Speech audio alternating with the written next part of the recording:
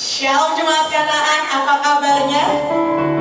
Iya, saya mendengar bahwa Anda menjawab dari rumah dengan semangat. Ada amin? Katakan lagi shalom. Ada damai dan sukacita di tempat Anda masing-masing. Mari pagi hari ini saya mau ajak Bapak Ibu dan Saudara sekalian untuk kita sama-sama hadir di dalam hadirat Tuhan. Tidak peduli apa kondisimu saat ini, apapun masalahmu saat ini, apa yang ada di depanmu saat ini, mari kita sama-sama datang kepada Tuhan. Kita datang di hadirat Tuhan. Kita bawa hati kita, kita bawa hidup kita bawa setiap penyembahan kita, bahkan sukacita mengalir di tempat saudara. Amin. Amin. Mari kita sama-sama berseru memuji nama Tuhan. Haleluya.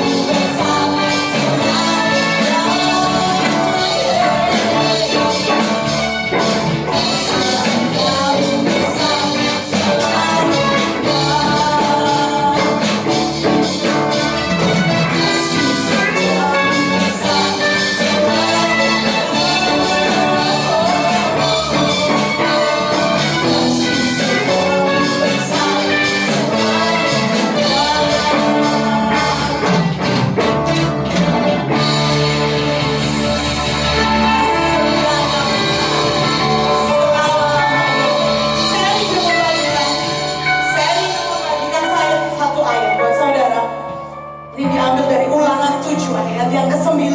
Sebab itu haruslah kau ketahui bahwa Tuhan Allahmu dialah Allah yang setia, yang memegang perjanjian dan kasih setianya terhadap orang yang kasih kepadanya, dan berpegang teguh pada perintahnya sampai kepada beribu-ribu keturunan.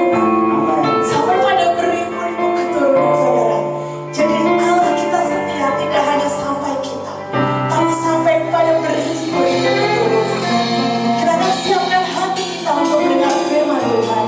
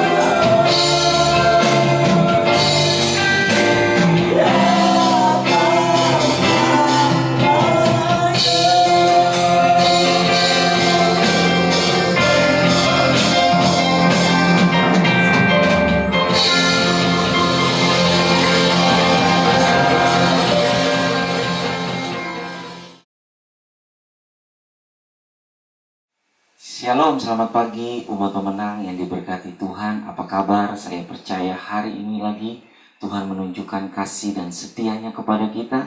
Dan setiap hari pasti ada mujizat dalam hidup kita. Apapun keadaan saudara, apapun tantangan yang kita hadapi, bersama dengan Yesus kita adalah orang-orang yang cakap untuk menanggung segala sesuatu. Injil Yohanes pasal 15 ayat yang ke-16 mengatakan, bukan kamu yang memilih Tuhan, tapi Tuhan yang memilih kamu, supaya kamu ditetapkan untuk menjadi umat pemenang yang diberkati menghasilkan buah, dan buah itu bagi kemuliaan nama Tuhan. Di dalam edisi Ibadah Raya Online tanggal 14 Juni 2020, sebelum kita dengar firman Tuhan, pujian penyembahan kita sudah naikkan kepada Tuhan, dan kita siapkan hati kita. Saya ajak para imam, kepala-kepala rumah tangga yang ada di rumah masing-masing, para ibu-ibu, dan anak-anak muda yang ada di tempat kos-kosan, mari siapkan hati. Kita harus mengalami sesuatu yang baru, karena Tuhan sedang menyiapkan yang baru buat kita hari ini. Mari kita berdoa sebelum kita mendengarkan kebenaran firman. Bapa yang baik, kami berterima kasih, bersyukur karena hari ini, hari yang Tuhan jadikan buat kami sekalian. Kami mau diberkati dengan pujian dan penyembahan. Hati kami terbuka buat Tuhan, bicara buat kami, tegur kami, sayang kami. Roh Kudus bantu kami untuk firman yang kami dengar. Biarlah firman itu menjadi rema di dalam hidup kami. Dan bukan saja kami menjadi pendengar, tapi kami menjadi pelaku-pelaku kebenaran Tuhan. Di mana saja kami berada, kami percaya firman-Mu akan menjamin kehidupan kami. Kami akan menjadi orang-orang yang diberkati, sukses, dan menjadi orang-orang yang unggul di bumi ini. Terima kasih Bapa, tolong kami, Roh Kudus, biarlah kebenaran ini memerdekakan setiap kami yang mendengar. Di dalam nama Tuhan Yesus kami berdoa, kami berterima kasih buat pagi hari ini. Haleluya, amin. Bapak Ibu yang diberkati oleh Tuhan, saya percaya hari ini adalah hari yang terbaik, hari yang dijadikan Tuhan buat kita, hari yang di dalamnya ada karya Tuhan yang ingin Tuhan nyatakan buat kita bersama-sama. Nah mari saya ajak kita sama-sama buka di dalam kitab Roma pasalnya yang ke-8. Kitab Roma pasalnya yang ke-8. Saya ambil dari ayatnya yang ke-31 sampai dengan ayat yang ke-39. Kitab Roma pasalnya yang ke-8, ayatnya yang ke-31 sampai dengan ayatnya yang ke-39. Keyakinan iman. Sebab itu apakah yang akan kita katakan tentang semuanya itu? Jika Allah di pihak kita, siapakah yang akan melawan kita? Ia yang tidak menyayangkan anaknya sendiri, tetapi yang menyerahkannya bagi kita semua. Bagaimana mungkin ia tidak mengaruniakan segala sesuatu kepada kita bersama-sama dengan dia? Ayat yang ke-33. Siapakah yang akan menggugat orang-orang pilihan Allah? Allah yang membenarkan mereka. Siapa yang akan menghukum mereka? Kristus Yesus yang telah mati, bahkan lebih lagi yang telah bangkit, yang juga duduk di sebelah kanan Allah, yang malah menjadi pembela bagi kita. Siapakah yang akan memisahkan kita dari kasih Kristus? Kalau dengar baik, penindasan, atau kesesakan, atau penganiayaan, atau kelaparan, atau ketelanjangan, atau bahaya, atau pedang. Ayat 36. Seperti ada tertulis, oleh karena engkau, kami ada dalam bahaya maut. Sepanjang hari, kami telah dianggap sebagai domba-domba sembelihan. Ayat 37. Ini menjadi dasar bagi saya untuk berbicara pada hari ini. Tetapi dalam semuanya itu, kita lebih daripada orang-orang yang menang oleh Dia yang telah mengasihi kita. Sebab aku yakin bahwa baik maut maupun hidup, baik malaikat-malaikat maupun pemerintah-pemerintah, baik yang ada sekarang maupun yang akan datang, atau kuasa-kuasa, baik yang ada di atas maupun yang ada di bawah, ataupun sesuatu makhluk lain, tidak akan dapat memisahkan kita dari kasih Allah yang ada di dalam Kristus Yesus Tuhan kita. Nah ayat 37 mengatakan begini, tetapi dalam semuanya itu kita lebih daripada orang-orang yang menang oleh Dia yang telah mengasihi kita. Nah Bapak Ibu Saudara yang diberkati Tuhan, umat pemenang di rumah saudara masing-masing, saya percaya bahwa di dalam kitab Roma pasalnya yang ke-8 ayat 31 sampai dengan 39 itu berisi petisi kemenangan orang percaya. Kemenangan yang kita peroleh atau kita dapati adalah kemenangan yang sudah dikerjakan, dibuat oleh Yesus di kayu salib. Yesus menang atas maut, Yesus menang atas dosa. Itu sebabnya kemenangan Yesus memberikan bagi kita kemenangan. Sehingga Paulus mengatakan, Rasul Paulus mengatakan bahwa kita lebih daripada orang-orang yang menang. Catat itu baik-baik. Saudara dan saya itu lebih daripada orang-orang yang menang. Orang menang banyak. Ada banyak sekali orang yang menang. Menang akan ikut pertandingan-pertandingan, menang karena hal-hal prestasi dan sebagainya. Itu semua hanya kasat mata. Tapi kemenangan yang dijanjikan di sini adalah kemenangan yang sifatnya adalah kemenangan supranatural. Kristus menang atas maut. Kristus menang atas dosa. Kemenangan itu diberikan kepada kita sehingga oleh kasih karunia-Nya Allah kita dimampukan, disanggupkan oleh Tuhan untuk hidup dalam kemenangan. Pergumulan banyak, tantangan silih berganti, datang berkali-kali dalam hidup kita. Satu belum selesai, ada tantangan yang baru lagi. Tapi ingat baik-baik, DNA-mu, DNA saya adalah DNA kemenangan. Dari mana DNA kemenangan? Dari Yesus yang sudah dikerjakan di kayu salib. Sehingga Alkitab mengatakan, hai maut, di manakah kekuatanmu dan sengatmu? Kekuatan dan sengat maut sudah dikalahkan oleh kemenangan Yesus di kayu salib. Darah yang menetes dari kayu salib jatuh ke bumi. Itu berkuasa untuk menyelamatkan saudara dan saya. Berkuasa untuk membebaskan kita dari dosa. Membenarkan kita menjadi ciptaan Allah yang baru. Nah, pada pagi hari ini saya ajak kita bersama-sama untuk merenungkan dengan tema yang saya ambil. Untuk kita sama-sama belajar dengan mentalitas pemenang dalam hidup kita. I'm a winner. Saya pemenang, saudara pemenang. Sama-sama kasih tahu, saya pemenang. Pemenang bukan karena kita menang atas satu keadaan yang sifatnya sementara, tapi dalam proses perjalanan iman kita, kita sudah dikukuhkan, sudah disahkan oleh firman Allah, bahkan oleh kebenaran-kebenaran yang Kristus katakan dalam firman-Nya, bahwa kita adalah umat pemenang. Nah, Bapak Ibu Saudara yang diberkati Tuhan, perhatikan ayatnya yang ke-37. Ini menjadi ayat dasar buat saya berbicara tentang kita adalah pemenang. Tetapi dalam semuanya itu, Rasul Paulus dengan tegas mengatakan, dalam semuanya itu menjadi pertanyaan buat kita. Semuanya yang mana? Kita semua menghadapi pergumulan yang sama. Spek pergumulan mungkin berbeda-beda. Saya tidak bisa ada dalam pergumulan saudara-saudara, mungkin pun tidak bisa ada dalam pergumulan saya. Tapi kita diberikan kemampuan, kekuatan oleh Tuhan untuk bisa mengatasi semua. Karena mentalitas kemenangan, DNA kemenangan itu sudah diberikan kepada kita jauh ribuan tahun lewat karya Yesus di kayu salib buat kita sama-sama.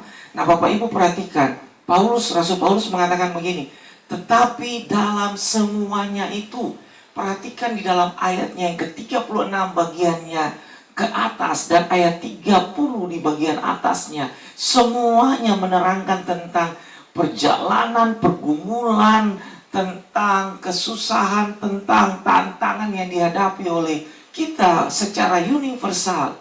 Tapi Allah itu memberikan kemampuan, Allah itu memberikan satu kekuatan kepada kita. Ingat baik-baik, di dalam hidup saudara dan saya, itu sudah melekat DNA kemenangan. Sehingga dengan kemenangan yang sudah diukirkan di kayu salib, kemenangan itu menjadi bagian dalam hidup kita untuk menjalani hari-hari kita di dalam perjalanan iman dan perjalanan rohani, jatuh dan bangun dalam hidup rohani, kita tetap punya mentalitas kemenangan. Nah, saya ambil di dalam terjemahan yang lain dari ayat yang ke-37. Namun demikian, kemenangan yang gemilang akan kita miliki melalui Kristus yang sangat mengasihi kita sehingga ia rela mati bagi kita. Jadi ada satu proses kemenangan yang gilang gemilang melalui Kristus yang sudah disiapkan bagi kita. Ketika kita mengakui Dia, berjalan bersama dengan Dia, kita ini punya kemenangan yang pasti dari Tuhan. Sehingga kemanapun kita pergi, apapun yang kita kerjakan, pergumulan seberat apapun yang kita hadapi, kita tetap keluar sebagai orang-orang yang menang. Semua pergumulan, tantangan, proses hidup yang kita jalani setiap hari, semua kita hadapi. Tapi saya mau kasih tahu, semua proses hidup, tantangan, pergumulan pasti ada ujungnya. Ada akhirnya semuanya. Tetap percaya, tetap yakin, tetap berharap kepada Tuhan. Bersama dengan Tuhan, Alkitab bilang, kita adalah orang-orang yang cakap menanggung segala sesuatu. Kita sudah diciptakan sebagai umat pemenang. DNA kemenangan sudah dirintis, sudah digagas oleh Yesus Juru Selamat kita di kayu salib 2000 tahun yang lalu. Itu sudah terpatri dalam hidup kita. Jadi perjalanan kita adalah perjalanan proses kehidupan yang penuh dengan kemenangan. Tantangan yang kita hadapi, jalan kita lari, hadapi tantangan itu. Karena bersama dengan Yesus kita adalah orang-orang yang menang. Haleluya. Saya ajak kita sama-sama buka di dalam 1 Korintus 15 ayat yang ke-57. Kitab 1 Korintus pasal 15 ayat yang ke-57. Dalam terjemahan baru mengatakan begini. Tetapi syukur kepada Allah yang telah memberikan kemenangan kepada kita oleh Kristus Yesus Tuhan kita. Dalam terjemahan firman Allah yang hidup mengatakan begini. Betapa besar rasa syukur kita kepada Allah untuk semua ini. Dialah yang memberikan kemenangan kepada kita melalui Kristus Yesus Tuhan kita. Rasul Paulus mengajar kepada kita, menasehati kita, bahwa ada ungkapan syukur yang setiap hari kita harus naikkan kepada Tuhan. Atas apa? Dalam pergumulan kita menang lawan sakit penyakit, kita menang dalam semua kekurangan hidup, kita menang atas semua proses-proses yang Tuhan izinkan kepada kita untuk memurnikan iman kita, membawa kita dalam step kehidupan rohani yang lebih tinggi lagi. Kita harus bersyukur kepada Allah. Sehingga perasaan syukur yang kita naikkan kepada Allah akan menolong kita, menjaga kita untuk hidup senantiasa mengandalkan Tuhan. Orang yang mengandalkan Tuhan pasti bisa melihat mujizat Tuhan. Orang yang mengandalkan Tuhan pasti bisa melihat kemenangan daripada Tuhan. Karena kita mengatakan terkutuklah orang yang mengandalkan dirinya sendiri, mengandalkan orang lain. Tapi diberkatilah orang yang mengandalkan Tuhan. Jadi saya ajak kita sama-sama melihat ini. Kalau Rasul Paulus mengatakan di dalam ayatnya yang ke-36, seperti ada tertulis, oleh karena engkau kami ada dalam bahaya maut sepanjang hari. Kami telah dianggap sebagai domba-domba sembelihan. Tetapi syukur kepada Allah oleh karena Tuhan.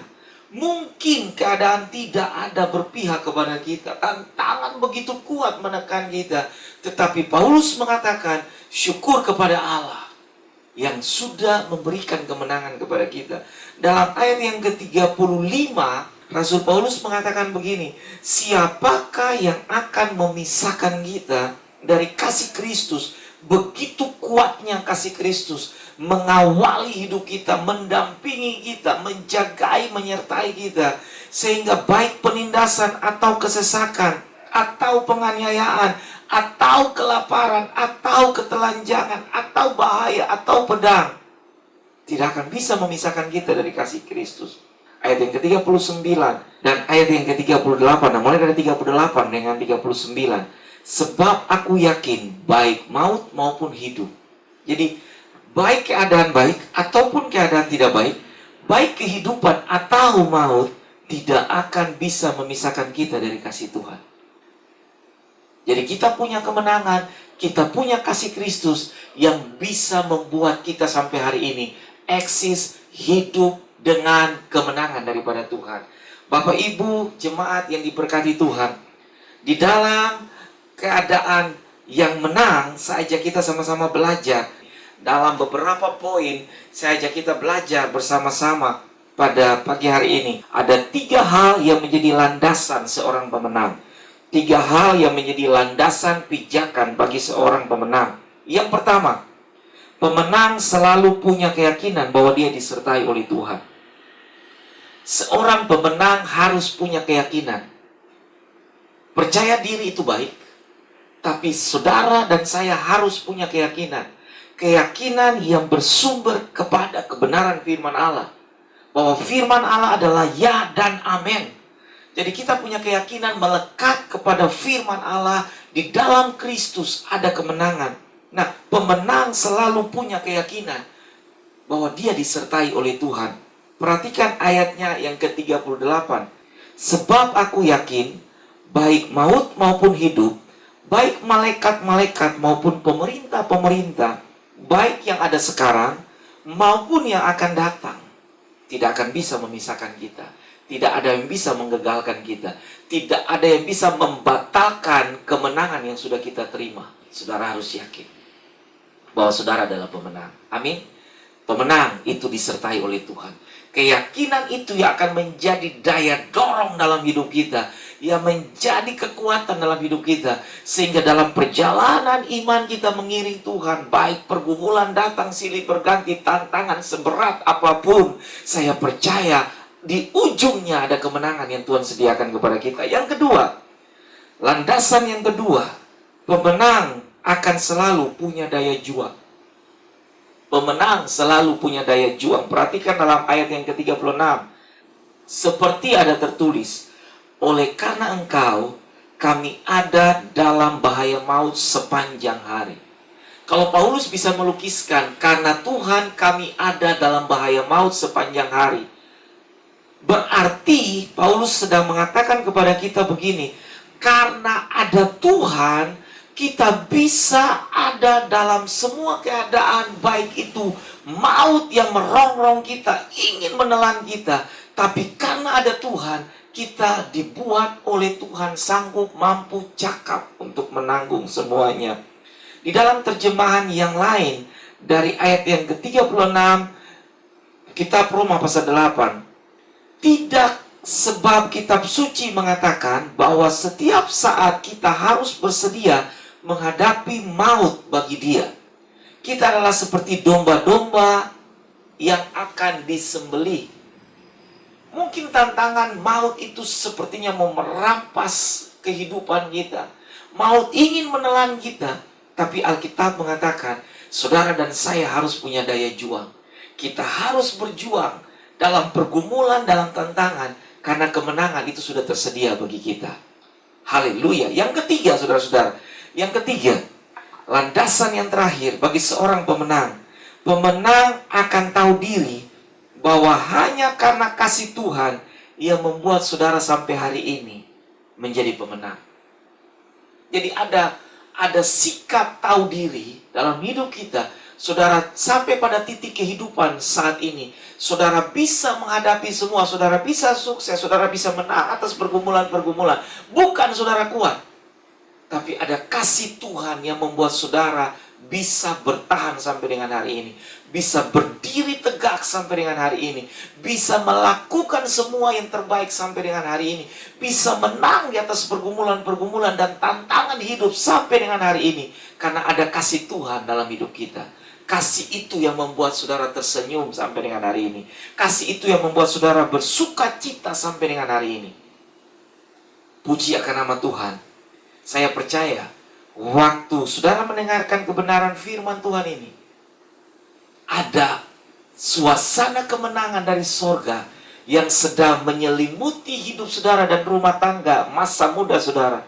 Sehingga saudara tidak perlu khawatir, saudara tidak perlu rendah diri, saudara tidak perlu mempertanyakan di mana Tuhan waktu saya menghadapi ini dan itu.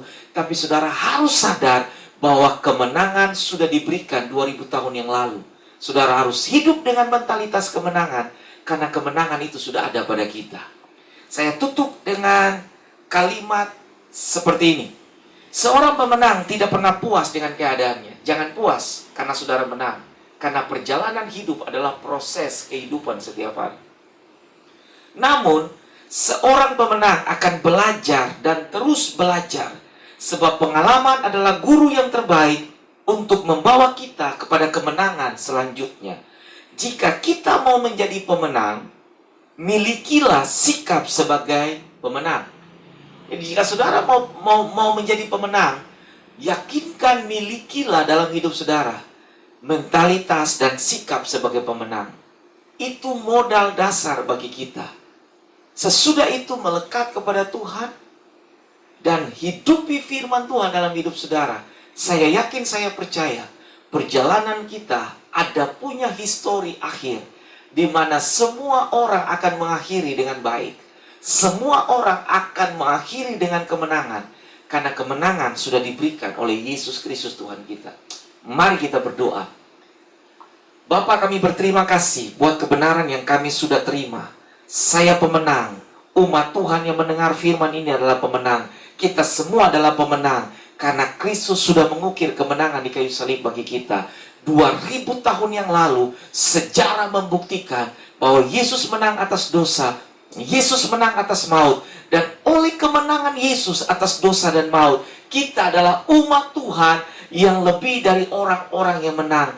Orang menang banyak, tapi kita adalah pemenang-pemenang yang akan melihat dalam perjalanan akhir hidup kita, semua kemenangan itu terpatri, terukir dengan baik dalam semua proses perjalanan iman kami. Terima kasih Bapa di sorga. Aku berdoa Tuhan memberikan kekuatan, Tuhan memberikan kesanggupan, Tuhan memberikan keyakinan, Tuhan memberikan penghiburan, Tuhan memberikan kekuatan, dan penyertaan Tuhan adalah bagian dari hidup kami setiap hari. Terima kasih Bapa yang baik. Aku berdoa kepada umat-Mu yang mungkin saat-saat ini mereka menghadapi pergumulan-pergumulan yang berat. Mereka menghadapi tantangan-tantangan hidup yang berat.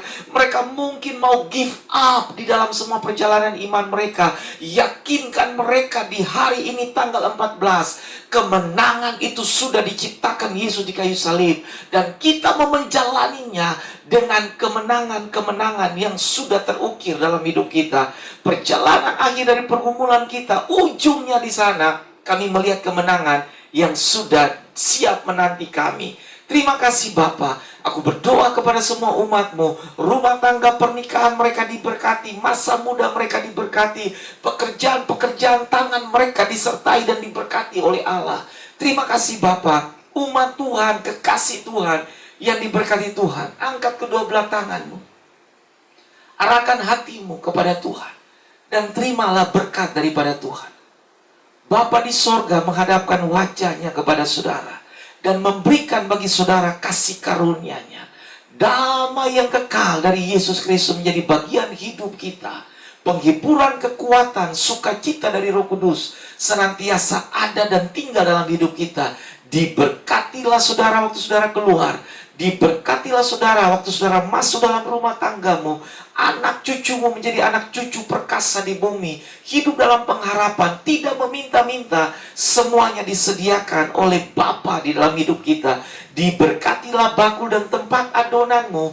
Diberkatilah pernikahan dan rumah tanggamu. Diberkatilah juga masa mudamu. Belalang pelahat, penggiring, pelompat dijauhkan dari kemahmu. Dijagainya kemah saudara dan saya oleh perlindungan yang kekal dari Bapa di sorga. Mulai hari ini kekal selama-lamanya di dalam nama Tuhan Yesus. Hiduplah dengan kemenangan yang Tuhan beri kepada saudara. Hari ini kekal selama-lamanya. Haleluya. Amin. Sampai ketemu di dalam Rema Gembala edisi minggu depan. Tuhan Yesus memberkati, jaga kesehatan dengan baik, dan hiduplah di dalam kemenangan yang Tuhan sediakan. Haleluya.